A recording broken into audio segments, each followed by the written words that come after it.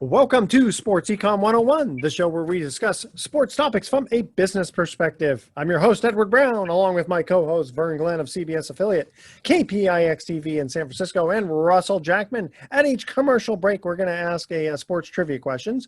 And today, just because we're still in baseball season, football's just about to start. First, African Americans in baseball. Thought it'd be kind of a fun little topic to cover. Okay.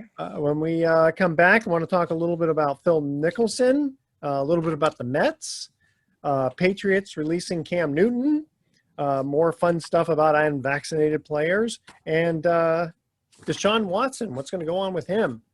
All right? And then anything else you guys would like to cover. These are just my six topics that I've got. Okay, that's all right. Well, plenty to chew on. That's right. And football, when do we start again? We're in the throes of it. We're ready, huh? Now down to hours. The countdown is now to hours, not days. I like that. All right. Good. All right. This segment of Sports Econ 101 is still sponsored by Pacific Private Money, providing mortgage investments currently yielding over 7% secured by real estate. Check them out at pacificprivatemoney.com. In fact, as we're talking now, Mr. Vern Glenn is actually getting your COVID test, huh? Yeah, I'm in line for an actual COVID test. I'm talking to the guy right now. He's having problems logging on to get the system going so we can get our test. It's kind of a CBS mandate for me. I got to have one every week, and today is my day to get it. And it's the beginning of just a long day for me. Whole shoots, whole lot of live shots, whole lot going on. Wow. All right. Stay with us. You are listening to Sports Econ 101. Don't touch that dial. We are going to be right back. Welcome back to Sports Econ 101. Edward Brown here along with Vern Glenn and Russell Jackman. Okay, first I've got on our list here, I've got Phil Mickelson. He says that the new anticipated rule change about how long a driver shaft can be from 48 inches, they want to change it to 46 inches, is ridiculous. And why? He happens to use a 47-inch shaft. Right. And I'm kind of wondering, why are they changing rules like this? Well, talk about a game of inches. I think Bryson DeChambeau and his long drives and him making a mockery of some of these courses because he is so long. And there's other younger guys that are also long, but DeChambeau now he's kind of raised the bar as far as these 375, 400 some odd par 4 courses that he's pretty much almost driving the green because of his tremendous length. So I don't know. I think by messing with the length, maybe the PGA or the USGA, they're trying to level the playing field. But Mickelson, even for over 50, he's pretty long in his own right. Yeah. So I don't know. I know.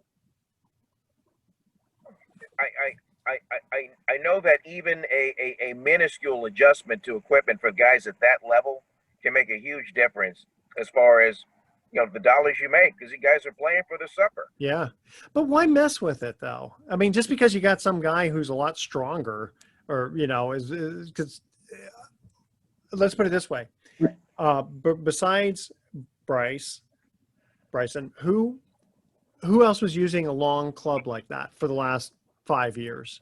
Off the top of my head, I don't have a list in front of me. But it's not just him though. I got to think that's going to be other players. Well, nobody's longer than him, and because he put on so much weight and so much muscle. I mean, and if you're Bryson DeChambeau, they go, well, there's the gym over there. I mean, you can jump in it just as much as I do. But exactly.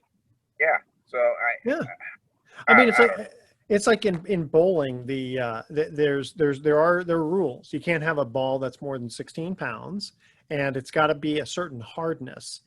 You can't have a ball that's too soft, because if there's a lot of times when there's oil on the lanes, if it's too oiled, your ball is just going to slide. But if you have a lot softer ball, it'll grab the lane more. In fact, it's funny, and I think it's like, if I remember correctly, it's like 72 hardness was the rule. And you can have it as hard as you want. That doesn't do anything. It's a soft is the rule. And we had a guy who he decided it would be fun to take a bowling ball and leave it in acetone overnight. And it got it to like 40 hardness or whatever. Wow. It was so soft that no matter how much oil you put on, if you just hooked it a little bit, you throw gutter balls because it would hook into the other gutter. It was ridiculous. Wow. But they didn't change those rules. I mean, those rules were set probably in the 50s or something. I don't know.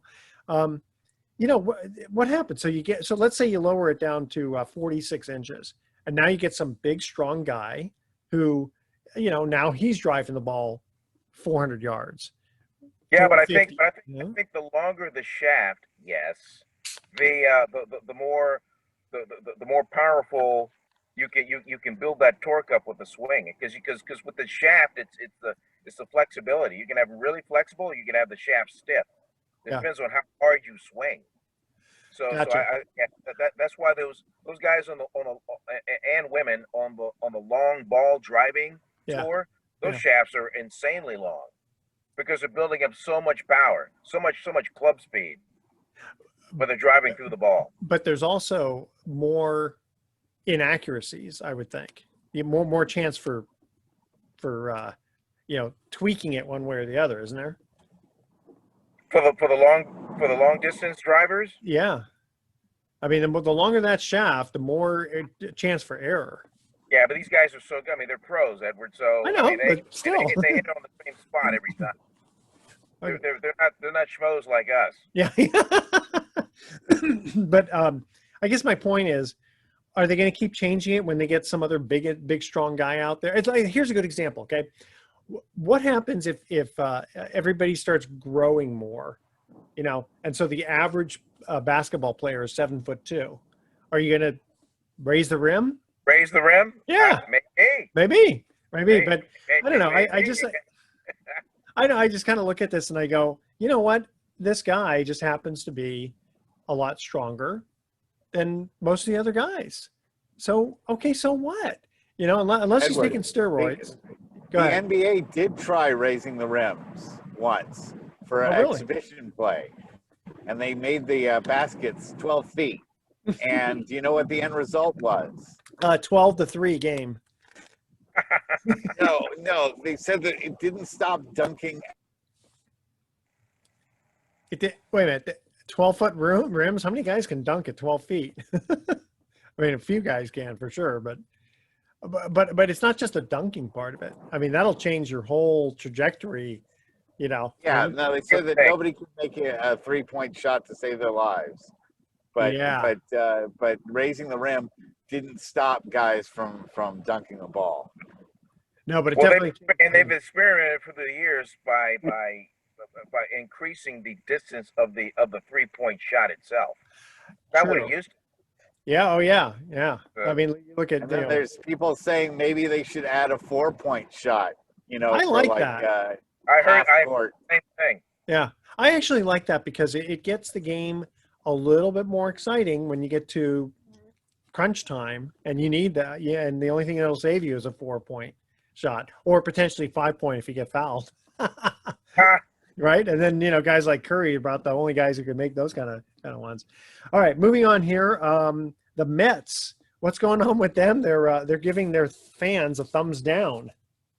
Man, has that organization sunk like a stone? I mean, they used to have the National League East by the throat, but they have just plummeted. The Giants went in and swept them just recently. Yeah. But it's, you know, I guess they get so frustrated. Of course, being in New York, you know, your fans are going to be a lot rougher on you, and I guess the players decided, you know, we don't like this so much, you know, so we're just gonna, you know, do our job, and then if we get a hit, you know, get a home run or something, we're just gonna give the fans a thumbs down. You know? Okay, fine. I'm trying to remember when the last time that happened. I don't remember, you know, as a team having more than one player, like, you know, respond, because I don't know how many players are doing this, but it made enough to make the news. Let's put it that way. Well, I think for as bad as it's gone for the Mets, I'm sure, you know, those players talk in the clubhouse. I mean, they already have that it's us against the world mentality anyway. Yeah. So to have your own fans turn on you, And this is kind of like their retort to that, to put it nicely. Yeah, they're probably going, "Hey, we're not the Yankees. You know, our fans can't do that to us. This is Flushing Meadows rather than the Bronx." People forget it. Wasn't too long ago the Mets were in the World Series. Yeah, but nobody likes to talk about that. Yeah, that's right. When they lost to Kansas City.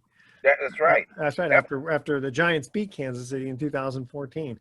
You know what's so funny about that was I had DVR'd the last game of the World Series because I think it was on Halloween, and we're down to like the ninth inning, and I'm like maybe 5 minutes, up behind everybody, and suddenly I hear all this cheering out in the street. And I'm watching the game, and Bumgarner's on the mound, and I'm going, "Well, what happened? Oh no, I already know who won." That's why you always gotta watch live. In this day and age, that's tough to pull off. It is. Okay, guys, ready for our first trivia question? First African Americans in baseball.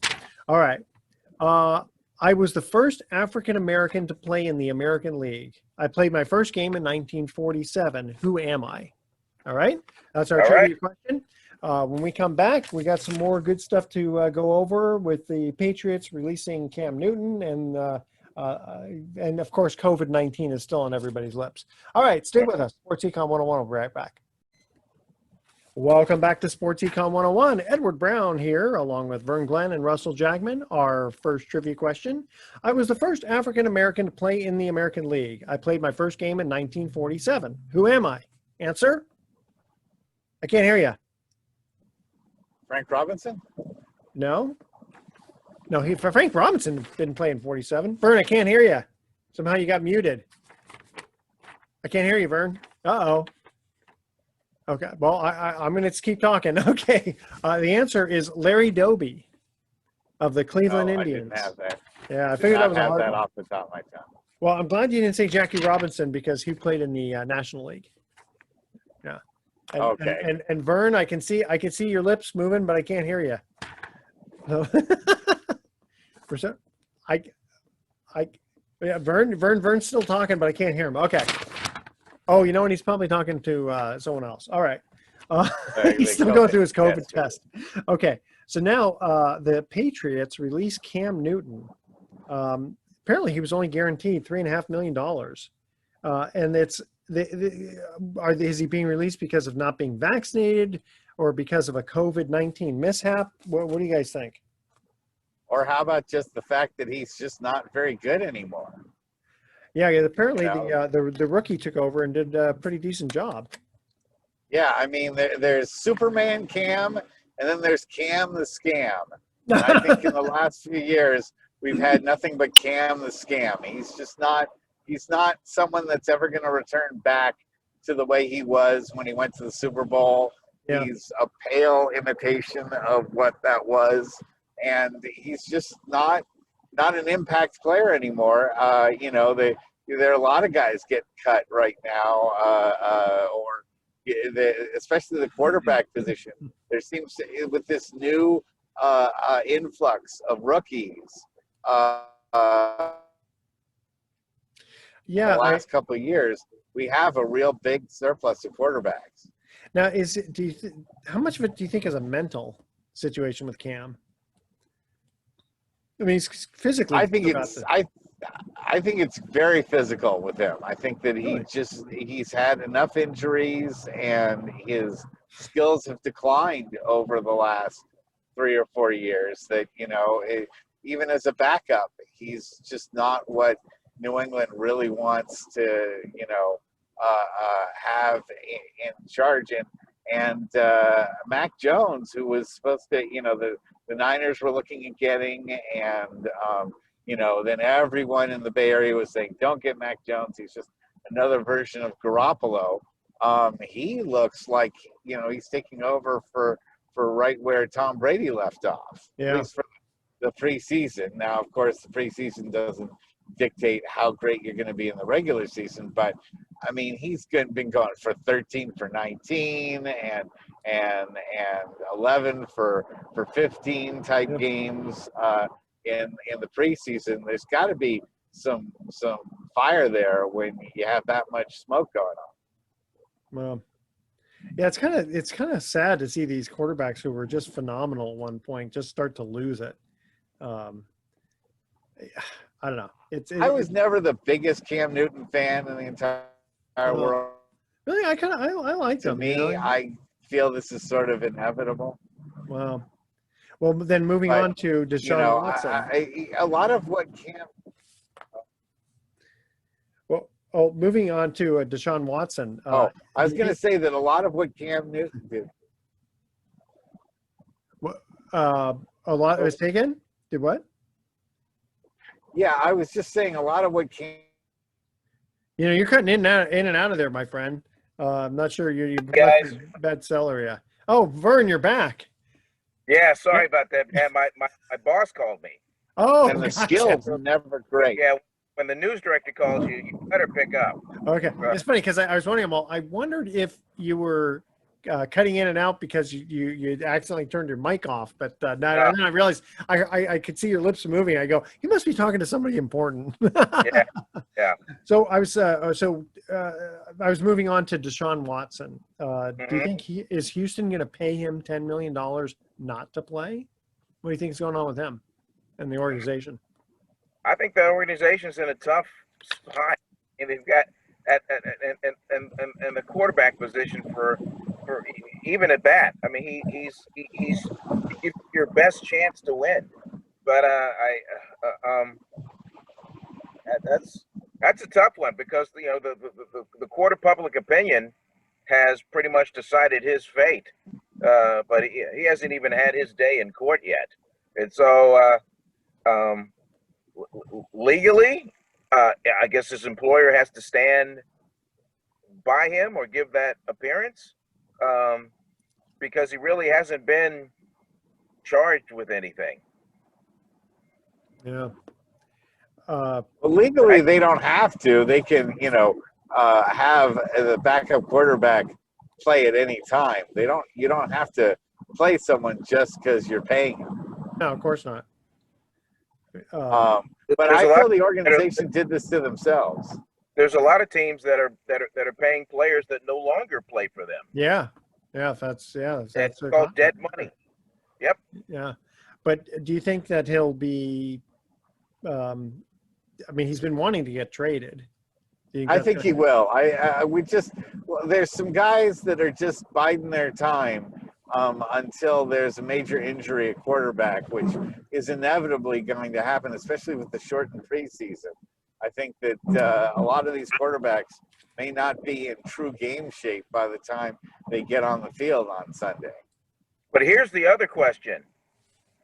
If you're another team, why would you take that on? Unless you were so decimated at that position, you had no other choice. I don't know. Josh Rosen just got another job, and he looked like he couldn't throw a football, 2 feet in front of him to save his life. So there's some teams get real desperate for a starting quarterback. And if Josh Rosen can have a job, I'm sure Watson can get himself a starting job somewhere. Yeah, but Josh Rosen has not been alleged to be tied to these allegations that Deshaun Watson is.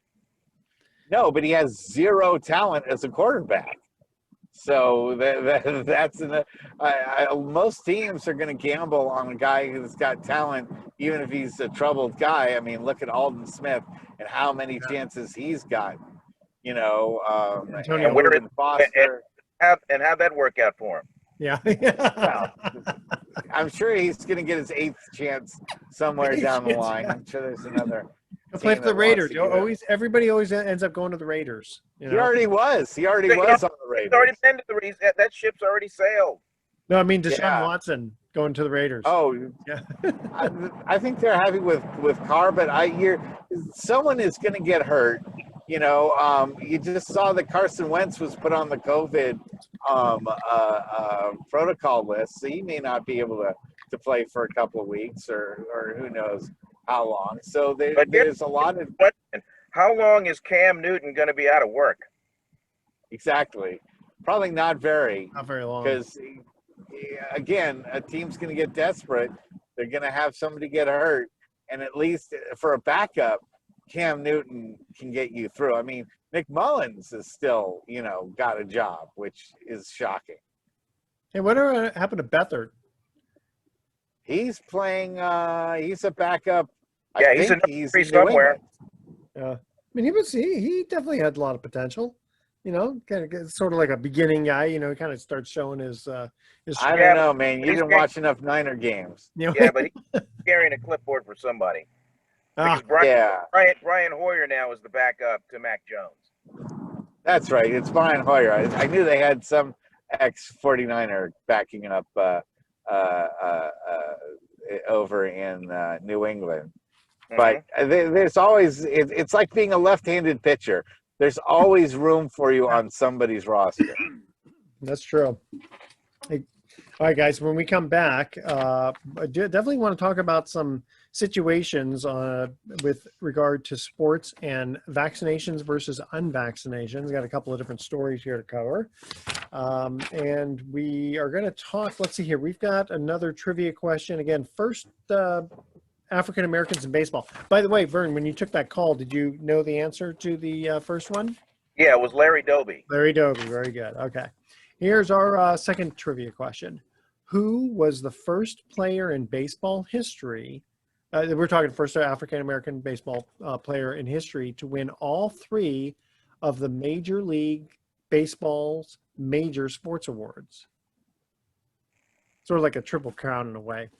Okay, like Cy Young, MVP, and and Rookie of the Year. Actually, those are the three. Very good. All right, so that's part of the question, right? Okay, so basically, who was the first baseball player to win all three Major League Baseball major sports awards? Rookie of the Year, MVP, and Cy Young Award winner. All right. That is our trivia question. When we come back, excuse me, we're going to talk about unvaccinated players. And there's also 4 students suing Western Michigan over the vaccine mandate.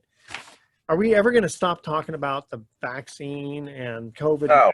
No, it's not going away. No. It's just like security at the airport. It'll be here forever.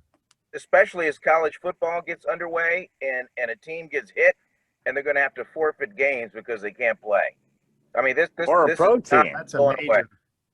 Yep. Or a pro team. Might happen to a pro team too. Well, that many players, yeah. You may have a kicker being quarterback as they've had before. All right, stay with us. Sports Econ 101. We'll be right back. Welcome back to Sports Econ 101. I'm Edward Brown, along with Vern Glenn and Russell Jackman. Our second trivia question: who was the first African American in baseball history to win all 3 Major League Baseball sports awards? My guess is Bob Gibson. I would have thought that would have been the guess too. It was before him. I'm going to give you the year, 1949. And if I remember correctly, I believe he played for the Brooklyn Dodgers. I got nothing. I got nothing. Don Newcomb. Yeah, didn't he play for the? He was for the Brooklyn Dodgers, right? He did. Yeah. He was a pitcher, yeah. So Rookie of the Year and MVP and Cy Young Award. This is not my trivia. Not your trivia week. Here it is. Hey, live on Sports Econ 101. Yeah. my actual, this is my COVID kit right here. So I'll be giving myself a test on the show. On the show. Oh, I love it. Here's the test tube. Okay. Here's my name on it, so I can confirm that. Yep. And here is the swab that I will take out, and I will give myself a test. I just don't want to hear any screams.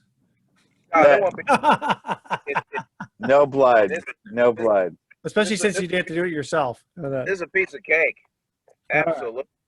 Okay, so football players, unvaccinated players to get tested daily. Vaccinated players are getting tested every week. Is it funny we're talking about vaccinated players? There you go. A COVID test? Beautiful. And the vaccinated players were getting tested every 14 days, and they lowered that down to every week, which Hmm. that's what you're doing, right, Vern? Every week? Every week. Every week. Now, were you at a situation where it was every 2 weeks before? No, no. It's It's always always been every week at CBS. okay. All right. So, I don't know. I mean, it's sounds kind of normal, really, right? I mean, if you're vaccinated, you still might get COVID, so it's probably smart to get tested. I had to unfriend someone so. yesterday on Facebook All right, who so there it started is. up with the. There it is. Swab it in the bottom of the test tube. And you'll find out tomorrow, right? Back in the bag, and then I seal it up Fill and it I up. put it away. Simple. And then you find out you find out tomorrow, right? I find out tomorrow, right around about this time. And if it's positive, then what do you got to do? If it's positive, Yeah. I have to notify work immediately if it's positive. But if it's negative, you have to take a picture of it, like with your camera phone, and you just send it right into HR, and it's done. Gotcha. And if you're positive, do you have to like quarantine for 14 days? Oh yeah. You have to quarantine, and then they gotta find out, okay, what part of the building were you in, and this, that, and the other, and where did you go? You've already been vaccinated and you've had COVID. You've already been vaccinated and you've had COVID. So, you're. Russell, what were you were just about to say something about a friend? Oh yeah, I had to unfriend someone yesterday because they were talking about, well, this guy is like, don't call me a coward because for not getting a shot, because I served in Vietnam, and besides, all that stuff is just being done to microchip everyone, and for Bill Gates to monitor everybody through microchipping.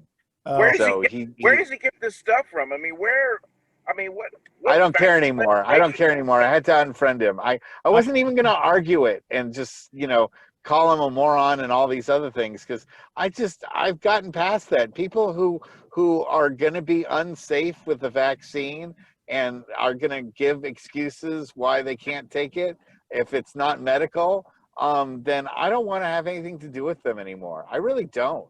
So I'm distancing myself from, all those people. I mean, I've heard about stuff like that, the Bill Gates and the chip, and I've also rejected that. I don't think. I hope so. I don't think that's happening, but it's interesting. I hope so, because how many people are getting vaccinated and yet they're still coming down with COVID?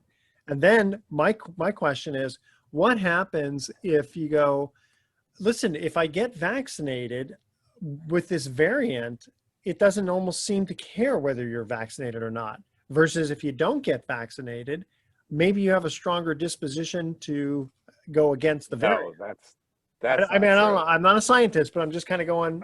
You're obviously not a scientist with that. I think what's hurt all of us, and this is just worldwide, nationwide.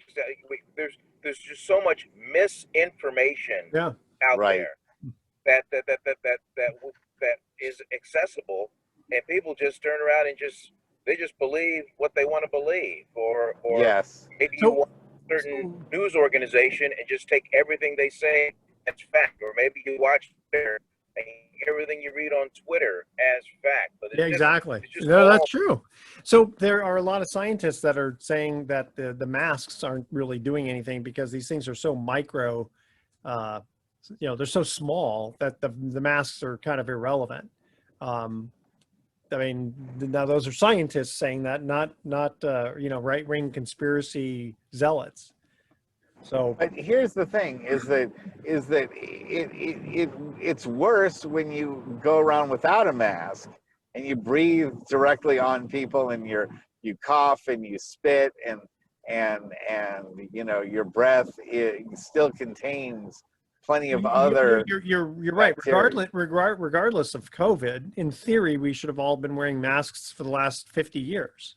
Seriously, because for that reason, It's like, you know, I mean, that's why like little kids spread all kinds of diseases and, you know, flus and stuff like that, because they're always Yes. touching parts of their body and touching other people and all that. So yeah, in theory, we should put little kids like in gloves, you know, and bubbles over their heads so that they don't they don't spread anything. I mean, do you guys remember being parents of little kids? And Do I remember? you remember, well, your kids are about 9 or 10 years old now, but Yeah, they just turned 10. So the answer is yeah, I remember. In fact, this last year, the last year and a half was the first year and a half we didn't get sick as a family yeah, in 9 years. yeah. And it's because So- everyone was at home. So it was nothing to do with COVID. It was just the idea that, you know, you're not around little kids who are going to be doing things that would spread diseases anyway, because little kids are pretty good about not washing their hands,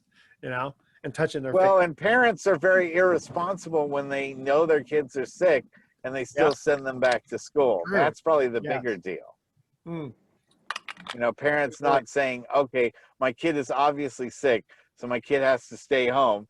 They don't want to have to stay home with their kids, so Exactly. they No, you're send right. them to school, even though they have, you know, Maybe they can't stick with their kids. Maybe, you know, maybe you got a dual income family, and these folks got to work. I mean, Yeah. they just can't afford to stay home with the kid. I mean, if you're only going to get paid if you show up to work and Yeah. you don't, I mean, you need that money. That's a really tough situation, because, you know, you're trying to find a babysitter or parent to come over and take care of your kid isn't too easy. Hey guys, moving over to 4 students are suing Western Michigan over a vaccine mandate.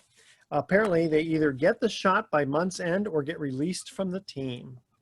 So I'm looking at this and going, well, what about like in pro football? What they're doing is they're just saying, listen, if you're unvaccinated, we're just going to test you every week. some schools don't have the resources to do that. Yeah, the NFL. NFL. I mean, Edward. I mean, it's $10-11 billion business a year. So, I mean, these teams, they can afford to spend whatever it takes to continue with that, but not everybody has that budget. I mean, I don't know how expensive it is to do a weekly testing. For your entire, it depends on, you know, the size of your company or employee staff. I mean, it's steep. So what happens? It costs a lot more than just giving people injections. Okay, but so what happens when so let's say everybody gets a shot, and then they still break out with COVID. Then what? I mean, that happened to the Yankees, you know. So what happens with these guys who, you know, it's like, okay, you better do this, Well, or else one thing people do have to understand is the vaccine isn't, you know, proof against COVID. It's supposed to lessen the severity if you come down with it, so that you don't have to be put on a respirator. You know, so people have to understand that. Yeah, you're absolutely right with that one. Yep. But there are a lot of people who are having bad reactions to the vaccine, but they don't know it until after the test. It's like, go ahead and get your shot, and then we'll hope that you don't have a bad, you know, reaction to it. I don't know. I mean, I guess known one person. Your chances, right? I've only known one person that's had a bad reaction to it. Okay, well, everybody that I know that's anybody. I don't know anybody that's had a bad reaction to it. No, I know someone too. I know personally of somebody. It was our electrician's girlfriend. She was perfectly fine, got vaccinated, and was ended up being in the hospital for about a week, and they nailed it specifically down to the vaccine. But you know, one person that happens, right? There was a time when we were all kids where this wasn't even a question.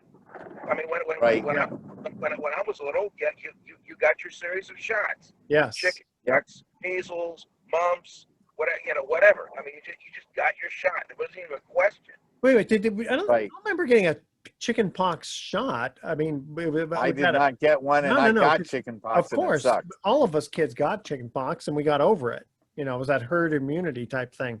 We all got our polio vaccine, because I remember, you know, you still have a little mark on there. But I remember when rubella was breaking out when I was a kid, my mom was you're not getting that shot, you know, but she had no problem with me getting a polio vaccine or You know, I guess, and again, there's different situations of inoculations versus vaccines, and what they put in it, what they don't put in it. I mean, you know, who knows what? We're not all scientists here. We don't know. But are you guys ready for our third trivia question? Let's do it. No. Okay. All right. First African Americans in baseball. And I think I asked this question once before. So here, I'm going to do it from the first person, for the third person here. First person, I guess. I had the distinction of being the first African American pitcher to win 20 games in 6 consecutive years. Do you know my name? And the hint is you will definitely know this player. All right. That's our trivia question. Email edward@sportsecon101.com the answer to this question. I had the distinction of being the first African-American pitcher to win 20 games in 6 consecutive years. That's pretty good. If you think about it. That's dominant. That's very dominant. All right. Stay with us. You're listening to Sports Econ 101.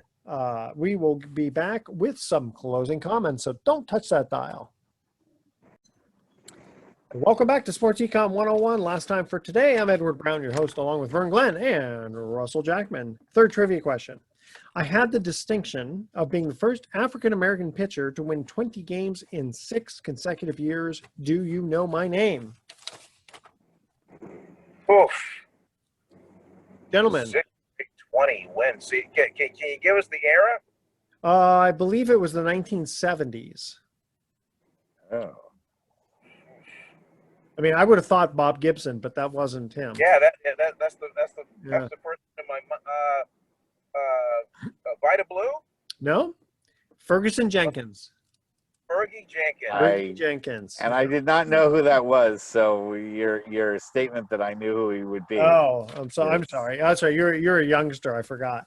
And yeah, I just don't know enough about African American legends.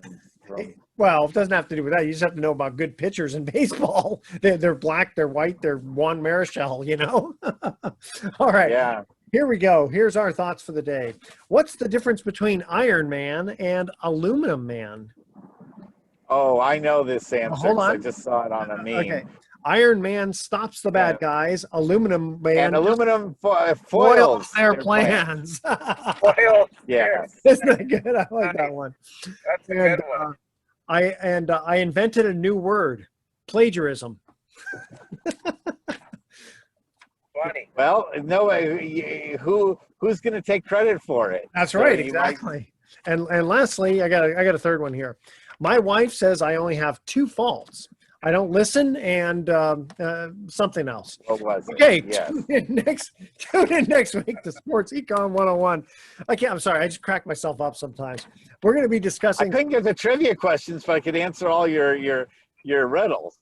Yeah, that would help. Okay, tune in next week to Sports Econ 101. We're going to be discussing sports topics from a business perspective and asking more sports trivia questions. Thanks for listening. On behalf of our team, I'm your host, Edward Brown. We'll see you next week. Not really. How long?